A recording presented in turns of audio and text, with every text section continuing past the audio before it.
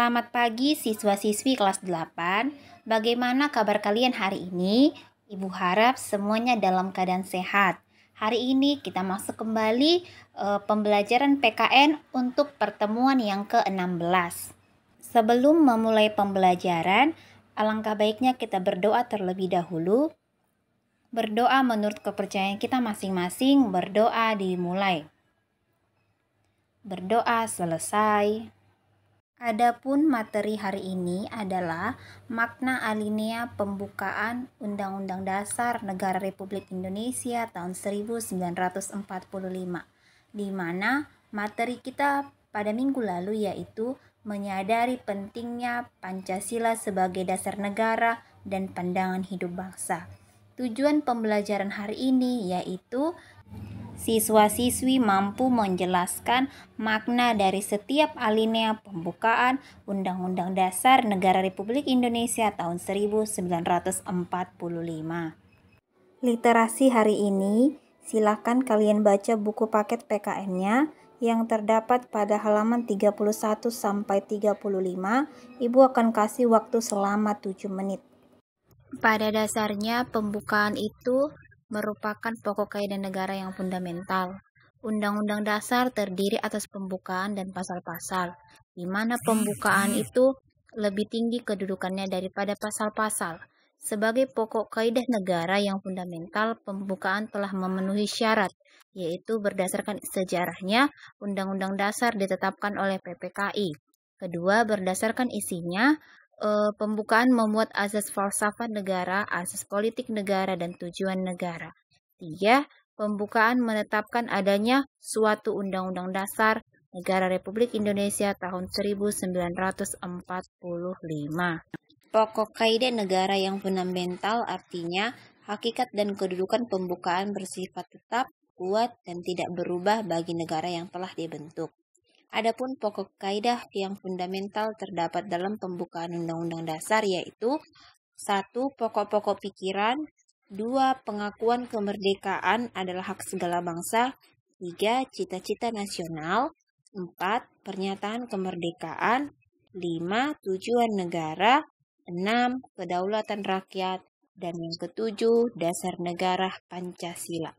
Makna dari setiap alinea pembukaan. Alinea pertama, menunjukkan keteguhan dan tekad bangsa Indonesia untuk menegakkan kemerdekaan dan menentang penjajahan.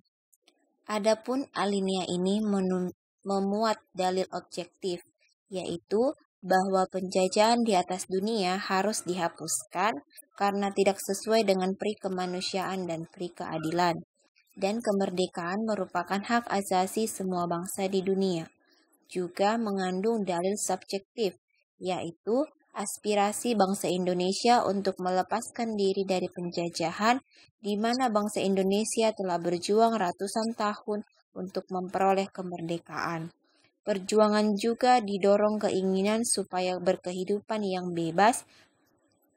Alinea kedua menunjukkan kebanggaan dan penghargaan atas perjuangan bangsa Indonesia selama merebut kemerdekaan. Makna alinea kedua yaitu bahwa perjuangan bangsa Indonesia telah mencapai tingkat yang menentukan. Yang kedua, bahwa momentum yang telah dicapai harus dimanfaatkan untuk menyatakan kemerdekaan. Kemerdekaan harus diisi dengan mewujudkan negara Indonesia yang merdeka, bersatu, berdaulat, adil, dan makmur. Adapun untuk alinea ketiga, memuat bahwa kemerdekaan didorong oleh motivasi spiritual, yakni kemerdekaan yang dicapai oleh bangsa Indonesia merupakan berkat rahmat Allah yang Maha Kuasa. 2. Hal ini merupakan perwujudan sikap dan keyakinan bangsa Indonesia terhadap Tuhan Yang Maha Esa. 3. Mengandung motivasi real dan material, yaitu keinginan luhur bangsa supaya berkehidupan yang bebas. Kemerdekaan merupakan tekad dan keinginan seluruh bangsa Indonesia untuk menjadi bangsa yang bebas dan yang merdeka. Alinea keempat. Alinea keempat memuat prinsip sebagai berikut. 1. tujuan negara yang akan diwujudkan oleh pemerintahan negara. Tujuan yang hendak dicapai yaitu melindungi segenap bangsa Indonesia dan seluruh tumpah darah Indonesia, memajukan kesejahteraan umum, sehingga tercapailah cita-cita nasional yaitu negara yang merdeka, bersatu, berdaulat, adil, dan makmur. 2. Ketentuan diadakannya Undang-Undang Dasar. Pembukaan menghendaki adanya Undang-Undang Dasar, yaitu pasal-pasal yang mengatur kehidupan bernegara, sehingga negara memiliki hukum yang tetap dan mengikat rakyatnya. 3. Bentuk negara yaitu bentuk republik yang berkedaulatan rakyat.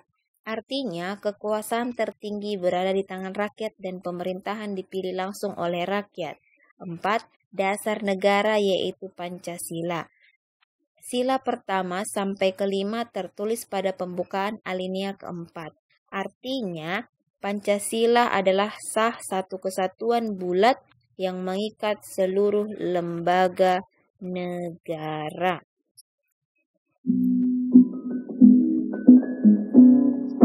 Kesimpulan pembelajaran hari ini yaitu Undang-Undang Dasar Negara Republik Indonesia tahun 1945 terdiri atas pembukaan dan pasal-pasalnya. Pembukaan disebut sebagai pokok kaidah negara fundamental karena bersifat tetap, kuat, dan tidak berubah bagi negara yang telah dibentuk. 2.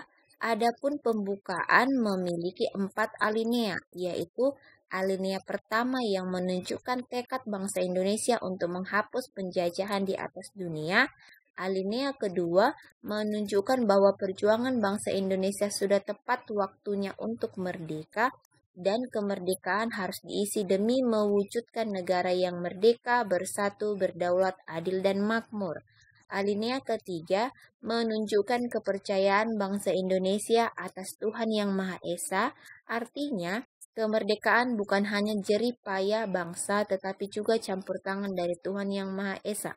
Keempat, menunjukkan tujuan-tujuan negara Indonesia yang hendak diwujudkan dalam bentuk negara dan ketentuan diadakannya Undang-Undang Dasar. Sekian kesimpulan pembelajaran hari ini. Untuk tugas kita yaitu silahkan kalian tuliskan kesimpulan atau intisari dari materi makna alinea pembukaan Undang-Undang Dasar. Dikerjakan di bukunya. Untuk yang konsultasi dibawa pada saat konsultasi. Untuk siswa yang online silahkan kirim ke Discord. Materi kita minggu depan yaitu makna tata urutan peraturan perundang-undangan. Sampai di sini video pembelajaran hari ini. Silakan anak-anak pelajarin videonya dan kerjakan tugas-tugasnya. Sampai bertemu pada video pembelajaran berikutnya. Semoga tetap sehat dan sampai jumpa.